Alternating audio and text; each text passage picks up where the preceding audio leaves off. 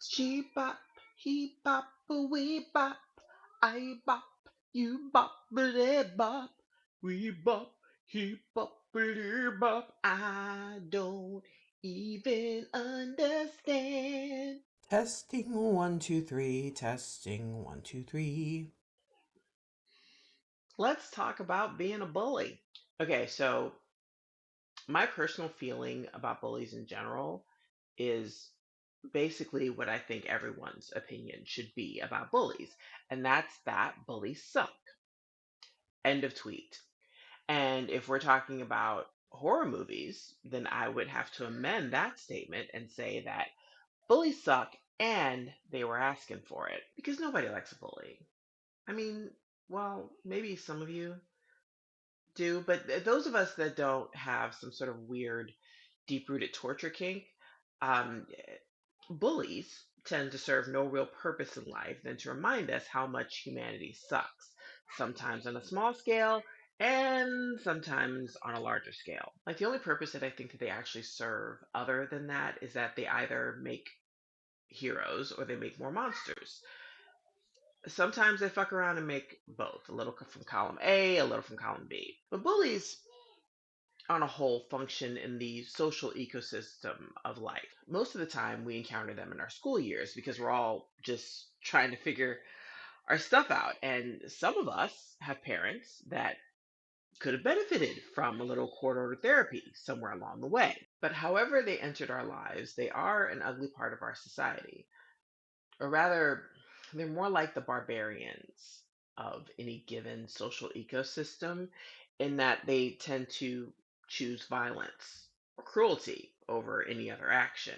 And they tend to do so without any real thought to the consequences of their actions. They just kind of go through life for the most part, causing havoc and destruction. And this kind of what makes them the monsters in our midst in real life. But because they are the monsters in our midst, they're kind of tailor made for your average horror movie. Okay, so the common garden variety bully has changed over the years, which kind of begs the question, are bullies anywhere near as disturbing as they used to be? Are they more disturbing now? Do they still have a place in good horror? And like my knee jerk response to any of those questions is going to be yes. You know, I've watched a lot of horror movies in my life, okay, for over the course of a very, very long time. And all I can really say is that I've seen plenty of movies where the bully was just as terrifying as the killer. And those were the instances where they weren't actually one and the same. And while personally, I don't think I can really say if they're more vicious now than they were back in the day when I was a kid. Um, but I can definitely say that they are much more creative than they used to be. I'm saying back in the day, a school bully could get away with pouring pig's blood on your head during the biggest moment of your life or tease you out of a second story window.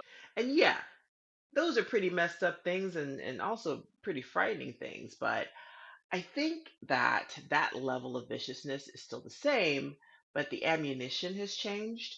Like now, the bullies have the benefit of the internet, for example, in addition to the pig's blood and the tossing out of the window. All that being said, and given that horror is a medium where creativity has been paying good rent money for a very, very long time, the ways in which a protagonist can be tortured before they finally snap has gotten more sadistic. But to understand the bullies in horror movies, that's right, we have to take a look at the history first.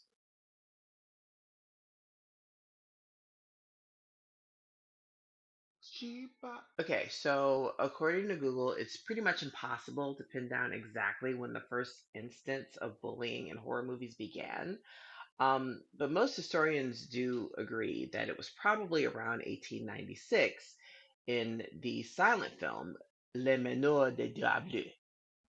I'm probably butchering that, so we'll just go by the English name, The House of the Devil. Now you can find this movie pretty easily. It's public domain and it's only about 3 minutes. So if you want to pause the video and go watch it and come back, feel free. I'm not going anywhere. But in it, it depicts a devil that changes shape. And during the course of the story, it uses that power to terrorize the protagonist. So it should be noted that the point of this film was not the bullying aspect of it. House of the Devil was a type of film known as a trick film. The point of it was to provoke wonder and amusement for the audiences through its use of special effects, or whatever the cutting edge of special effects was at that time. But because of the central themes surrounding the supernatural elements of the movie, the House of the Devil is actually known as one of the first, if not the first, horror movie ever to have been filmed. Which is interesting that the first horror movie ever to be filmed kind of depicts the whole bullying thing, but I digress. Okay, so from The House of the Devil, other movies depicting evil creatures and beings generally fucking with people arose. And by the 1930s, a new subgenre started to emerge: revenge horror. Enter 1932's Freaks. If you're any kind of horror movie historian, nut, whatever, you have at least heard of Freaks. If you haven't seen it, it depicts the story of a trapeze artist that sets her sights on seducing one of her circus co-workers. She does so because she's heard that he's worth a lot of money. So the plan is to marry him and then kill him in order to inherit his fortune. Now, throughout the course of this, she's a pretty rotten person. She's rotten to the circus performer that she marries. She's rotten to just about everybody else around her. And because of that, by the end of the movie, everybody gets together and exact their revenge upon her because of all her bullying and for the whole murder for money thing as well. Anyway, but it just goes to show you that if you're going to introduce the bully to us, you're going to have to show us how they get their just desserts. Like, it's not even a complete story if you don't, really. So, moving on, when we get into the heyday of, say, Roger Corman in the 50s and 60s, we start to see revenge horror plots dig a little deeper. Like, they start drawing from more literary resources, for example. I can only assume for more legitimacy's sake, but whatever. I bring up Roger Corman in particular because for about 4 years he teamed up with Vincent Price to make Edgar Allan Poe horror movies. Now, when I say Edgar Allan Poe movies, I mean that literally. He made a bunch of movies based off of Edgar Allan Poe's work. And if you're familiar with any of Edgar Allan Poe's writing, then you know that a good chunk of his bread and butter was revenge horror. And where there's revenge, 9 times out of 10, there's probably a bully or two. In The Mask of the Red Death, for example, Vincent Price plays a rich nobleman who has a big old party in the middle of a plague. And at said party, he spends the entire evening tormenting his guests in a variety of different ways. In The Pit and the Pendulum, Price plays a evil Spanish inquisitioner whose entire job was to bully people until they died. And then there's Tales of Terror, which really is just a Poe super medley mashup of the greatest hits, okay? It's like the cask of Amontillado with a black cat in the wall ratting out the people with the beating heart under the floorboards. My point is that I feel like it's at this point in horror movie history that the bar is elevated in terms of getting revenge on the bully. And before you know it, by the 70s and 80s, we are entering the era of slasher films and bullies are like peanut butter and jelly. I think perhaps the earliest slasher film that I can think of with this premise is probably going to be 1980's Prom Night. Prom Night, the original Prom Night, not the 2008 version. The original 1980s version Prom Night. Basically, it goes down like this. So you have a bunch of neighborhood kids who chase the weird, nerdy kid into an abandoned building. They tease him relentlessly until he falls out of a second story window and presumably dies. But then, of course, about 10 years later, during prom night, it's in the name, they all start dropping like flies. I mean, all of them except for Queen of the Final Girls, Jamie Lee Curtis. The irony of that is that that very same year, Terror Train was also released, of which she was also in, and had a very similar plot too. Basically, it was the same setup, except with college kids on a train around New Year's Eve, and with the David Copperfield cameo. Hey, fun fact, David Copperfield hated his part in that film. So much so that whenever he was in town on tour, he would rent out the video in a local store and then just keep it. So both movies basically wrote the playbook on bully gone wrong type scenarios. Person A gets made fun of and nearly dies, or is presumed dead, and then comes back around 5 to 10 business days later to exact his revenge. Rinse, repeat. But yeah, the interesting thing about that formula is that while it did work for a very long time, it did, like all things, start to get old about a decade later. And by the 90s and into the present day, bullies that showed up in horror films were more just the people that fucked everything up for everybody. Like you still had horror movies that had bullies being bullies, the teenage jock kicking somebody around, etc., so forth. But with the rise of like survival horror type movies and torture porn, you ended up with this group of characters that were just like a ragtag team of people trying to survive. And in said ragtag team, there was always one guy that you just wanted to punch in the throat. And he's usually that one guy in the midst that's just he's wound entirely too tight for the scenario. He really shouldn't be in civilized society. And if you're unsure of the type of character I'm talking about, think Quentin in Cube or Xavier in Saw 2, who something could arguably could have been played by the same actor. Like they were literally the same character. Like I'm thinking the only reason that the same actor didn't play the same role is that the makers of Saw just didn't know that Martin Dean Witt existed. But this kind of bully, we'll call this kind of bully the big fat fly in the ointment.